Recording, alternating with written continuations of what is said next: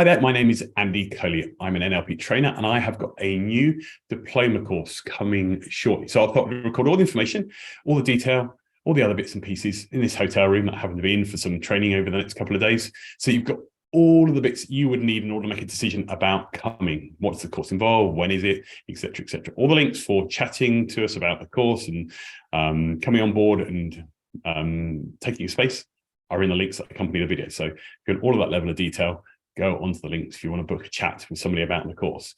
In the meantime, I thought I would record this so that you've got all of the detail and all of the data in terms of what are you getting by coming on to the training. But first of all, who am I? I'm an experienced NLP trainer. I did my NLP training back in 2012. And since then, I've run dozens of practitioner courses and master practitioner courses. I'm also a TEDx speaker, speaking on stages, keynoting conferences. I do a lot of motivational speaking. I've also won awards in the past in the field of NLP, both for the practitioner courses that I run and supporting NLP in healthcare. And I do a lot of executive coaching and all sorts of other amazing, fantastic stuff. Leadership development training, helping supporting teams with their wellness and resilience in industries like computer games, healthcare, retail, and all sorts. But that's not always been the way. For me, my journey into NLP was very much from a few years before that. And a few years before that, this was me. I was 23 stone in weight. I had just moved back home to my old childhood bedroom, back in my mum and dad's house, complete with Bon Jovi posters and, no fear bits floating around in the room. And I was a mess. I'll be honest, absolute mess. And for me, recognizing what I was saying to myself and the patterns that I was running and the identity that I'd stepped into at that moment in time meant that I could start to, reevaluate my life, because the things I was saying to myself was, I'm useless, I'm rubbish, I'm just fat, all these things. I'm broke. I definitely was then. And even better, I'm broken. In fact, I was so broken at the time that I even considered not being around anymore, I'll be honest with you. But underlying all of that really was about the fact that fundamentally I thought I'm a failure. I failed my marriage, I'd failed my family, I was going to be the only person in my family that ever gotten divorced. I was carrying around all these negative labels with me. And for me, NLP as a tool set was the thing that made the difference with where my life was heading. It made a massive difference. I had a friend who was an NLP coach, a master practitioner of NLP, and he helped to support me and get me to change my own mind about my situation and where I was and where I could be heading in the future and to create a future. And so with NLP, what we did is we started to look at my life as a whole, because when it felt like everything was messed up, like you had to focus somewhere. So first of all, I focused on my health. And over the course of 9 months, I lost 6.5 stone in weight. And NLP is not a magic weight loss formula, I'm afraid. So if you're going to sign up for the diploma for that, not a great idea just for that alone. But it did mean that I got my mindset. I started to recognize what motivated me, like going and working with groups of people incentivized me. For such a long time, I've been trying to lose weight rather than gain health. So once I recognized my patterns and the way that I tick and the way that I work, it made a massive difference for me moving forward. And so I started setting goals. I did 5K races, 10K races. I even ultimately did a triathlon. I don't know if any of you out there watching this have done a triathlon. It was the highest thing I've ever done in my life, but I did it, not just for me as a goal. And the problem with this personal development stuff is you have to keep setting your own goals and going for them. But also because I was raising money for Parkinson's UK, which was something that my dad had. And lots of other reasons as to why I got really incentivized to make those changes and those shifts. So when I was sorting out these different areas of my life, other areas started to improve and come along as well. I was really lucky, ultimately, to get into a new relationship. And I got married to an amazing woman called Sophie back in 2016. And my life is very different with Sophie. I became a stepdad at the same time. And also, we've been very fortunate enough to have our own children over the years. Both of them were born at home. Both of them, my wife is a hypnobirthing teacher and a doula, so we know quite a lot about birth in our house. And so if I look at that person going back, a dozen or so years back in my life, who felt he'd absolutely failed himself and had to make a decision as to whether or not he was going to wrap his car into a tree, I know that fundamentally I would have missed out on so much if I'd made that decision then. And that's why I do the work that I do. And I recognize that those shifts do happen.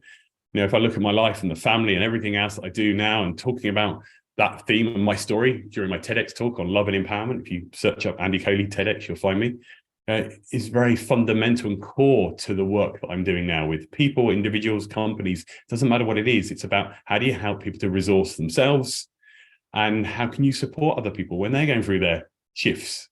That F is deliberate, by the way. So for me, that's exactly what NLP did. So what is NLP? Well, NLP is the study of the structure of subjective experience. The study of the structure of subjective experience. A lot of S's in there. Basically, what it means is, how do you see your world? How is your world subjective to you? How do we look at how it becomes subjective to you? And how do you structure that world internally? So that's one explanation, particularly one favored by one of the trainers that I train with, Sue Knight, an amazing woman in the field of NLP. I quite like this one, the art and science of communication. I mean, NLP is so much more than just communication. And yet communication with self, communication with others is a massive part of the field of NLP. And there is an art to communication. And underlying it, there is a science to communication and the way that we process the world and the words around us. Let's find out a little bit more about the background of NLP. So NLP was created in the 70s for the University of California, Santa Cruz. Three amazing people, Richard Bandler, John Grinder, and Frank Puschlik, kind of got together. One was a professor, another one was studying and doing a lot of research.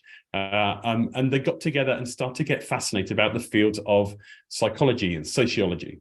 So a lot of early NLP comes from the works of people like Fritz Perls, who was a psychotherapist and the founder of Gestalt theory, Virginia Satir, who I got to know, and she's known as the mother of family therapy. She was amazing at being able to get underneath into the specifics of what was happening with, people and individuals. Milton Erickson, who's also known as kind of the forefather of modern hypnotherapy. He was a psychiatrist and a hypnotherapist. Gregory Bateson, anthropologist, social science and system theorist. Noam Chomsky, a renowned linguist and a cognitive scientist, and Arthur Korbitsky, he was a philosopher and a scientist. And they studied people like this and these individuals for years and years and years and created what became the field of NLP. They were then joined by amazing groups of students who were also fascinated about the field of NLP and wanted to learn from the likes of Bandler and Grinder about what they'd found by codifying and creating models. They put their initial findings about NLP into a book called The Structure of Magic. And for me, NLP, good NLP, still comes back to that initial structure of magic. It can always trace its roots back to the origin. And it's interesting about the way that your brain processes information. You take in billions of bits of information at any one time, but ultimately everything that you do becomes and starts with becoming responsible for your thoughts. Everything begins with a thought. Those thoughts go on to create the way that you feel. Those feels influence your actions and your behaviors. Those actions and behaviors, if they're repeated, become habits that you lay down. Those habits end up shaping the results you get in your life. And ultimately, we become quite reactive if we're unaware of those thought patterns.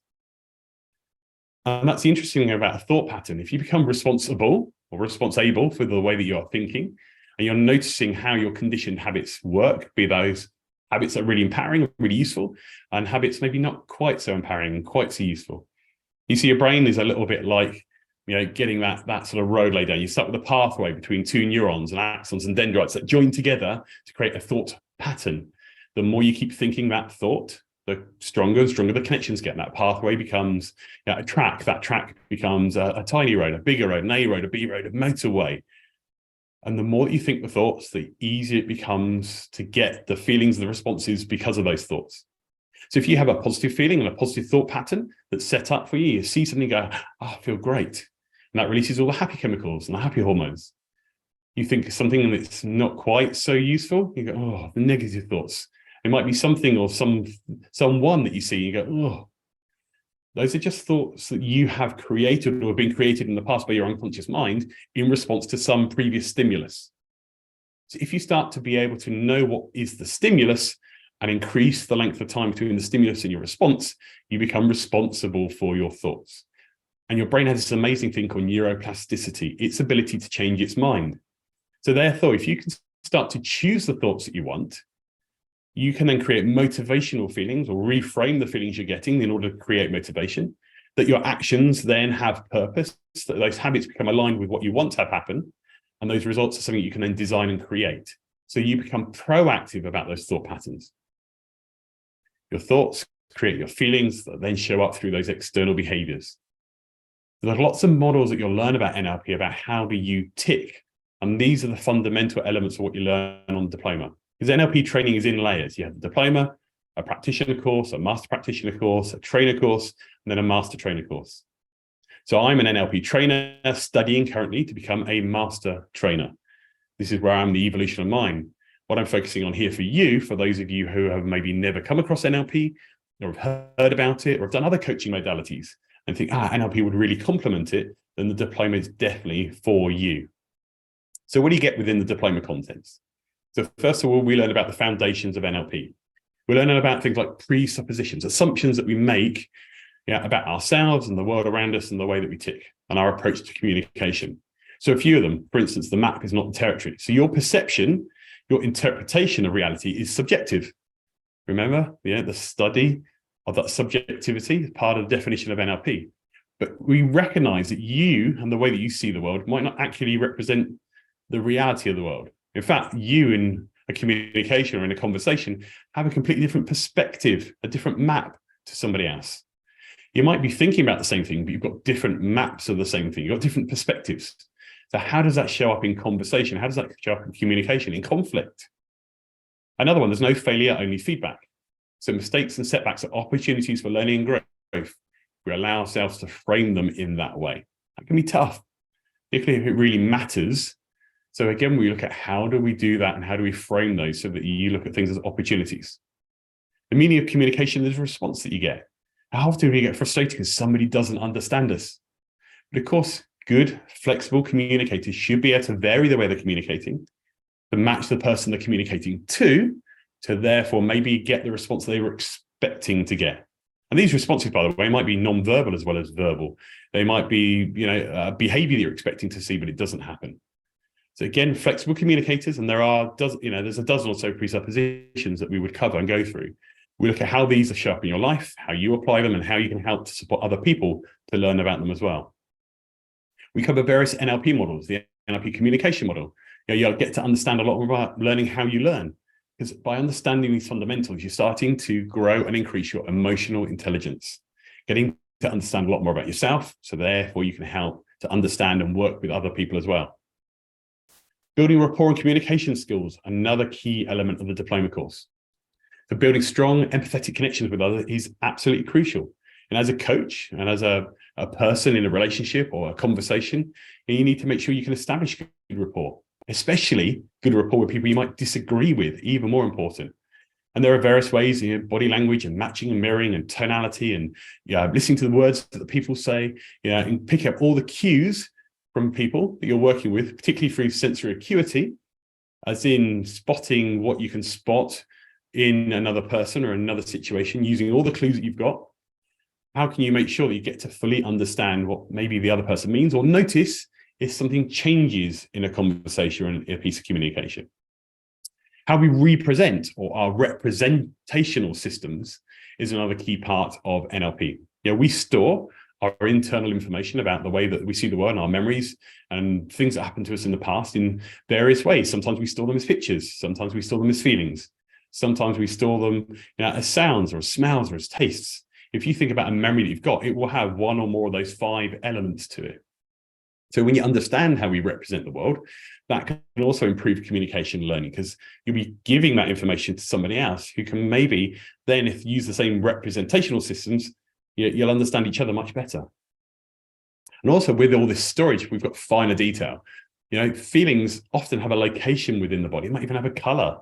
And what can you do with that information or within these submodalities to perhaps help people to make shifts or make changes? Get to better understand how they're storing their memories and how they process the world around them. And again, then we start to use a lot of these things later down the practitioner, once we understand the fundamentals of how we're doing the storage, to help people make massive shifts in limiting beliefs, in things that they've held on to maybe for a long time in their life that they'd like to let go of right now. And also we've got language models. Lots of different language models in terms of processing the world and how you store that information.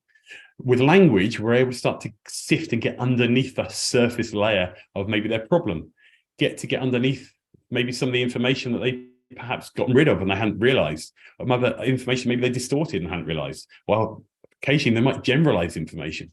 So how do we get underneath what they're really saying to the structure of the language that they're using? And also reframing. How can you look at situations from different perspectives using language to get somebody to maybe invite them to, okay, well, what's another way we can maybe look at this that's useful? All of NLP and the way that I teach it is about getting the other person to come to their own conclusions rather than telling people what to do or how to do it, because nobody likes to be told what to do. So NLP is a fantastic tool. You'll start to learn the diploma course to be able to help people to shift and change their own minds. We also get very outcome driven, looking at goals and personal development. So how can you create compelling outcomes, really well-formed outcomes to enable people to utilize what they're learning, and make shifts and move forward with them? And also how you generate new behaviors. That process of mental rehearsal, like sports professionals do. People like Usain Bolt, who really already picture themselves living, almost doing every step of the way before they've even touched the track. There are ways that we can create that compelling new behavior for our unconscious mind. So it just gets on and does it through that mental rehearsal. And also emotional mastery and resource management.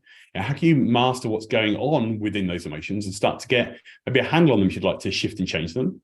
Or look at new ways of generating emotions or emotional states in advance of needing them. There's a great process called anchoring. You already do this. Something has some kind of stimulus, you have a response. You hear your phone ring, you pick it up. You see the door, you hear the doorbell ring, you go to the front door. You see somebody's face in a photo or a picture that maybe sat on your desk or on the wall at home, you feel an emotion. So how can you set those emotional states up in advance? Maybe you've got a presentation coming up, you want to feel calmer. Maybe you've got something coming up, it's going to be a tricky conversation, you want to feel resourceful and able to handle it in a calm and controlled way. So again, with the anchoring techniques, we can enable you to set those up for yourself and for other people. And also come back to the fundamentals. There's no failure, only feedback. Everything's the opportunity to learn. So some great feedback models enable you to pass feedback on to others and to do some self-feedback as well. So dates and pricing. This 4-day diploma course will give you the fundamental overview of everything. If you want to apply it to coaching, you want to apply it to yourself, you want to apply it to your management, to your leadership within your business, you'll get absolutely everything. And it's the first 4-day step of the longer NLP Practitioner course as well. It's accredited training. I'm accredited through the International NLP Trainers Association. I'm also a trainer member of the ANLP. I'm an ambassador for the ANLP. I do a lot in the wider NLP community, supporting the NLP conference and visiting things like the leadership summits. So you're getting quality NLP training. The NLP syllabus and standards are some of the highest in the field of NLP. And I'm very proud to be a trainer member of them. So this is the date of the next training.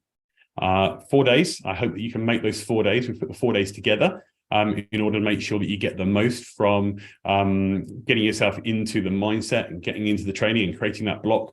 You get plenty of chance to practice. It's over 28 hours of live virtual training that you're going to get as part of the course. And these are the pricing options. So you can either pay in one payment, or you can split the payments as well.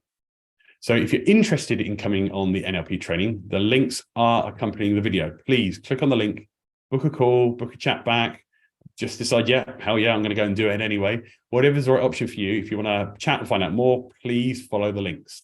As a sign-up bonus, if you book your call through the link or sign up today and go for either payment option, you get 2 additional virtual group coaching / supervision sessions. They'll be guided by me once the diploma's been completed with a group. And if you pay in full, then you also get a free one-to-one virtual training up to 45 minutes to use for me for any reason. It might be something personal you want to go through, something in your work that you want to go through. Again, that happens after the diploma, because by then you'll also be able to know maybe some of the things that I'm using or some of the questions that I'm asking. So therefore, we book that in after the diploma. It's another value add for you. So I do hope that you can join me for the NLP training course. The diploma is really the starting blocks, the starting point of an NLP journey. And part of why I do what I do is I got so much out of it for myself, but also in particular, my work with other people. And I just want to show you this little video just at the end, that I think really summarizes the difference I think we can all make in other people's lives. There's an African-American song, 19th century, which is so great. It says, when it looked like the sun wasn't gonna shine anymore, God put a rainbow in the clouds. Imagine. And I've had so many rainbows in my clouds. I had a lot of clouds, but I have had so many rainbows. And one of the things I do when I step up on a stage, when I stand up to translate, when I go to teach my classes, when I go to direct a movie, I bring everyone who has ever been kind to me with me. Black, white, Asian, Spanish-speaking, Native American, gay, straight, everybody. I say, come with me. I'm going on the stage. Come with me, I need you now. Long dead, you see? So I don't ever feel I have no help. I've had rainbows in my clouds.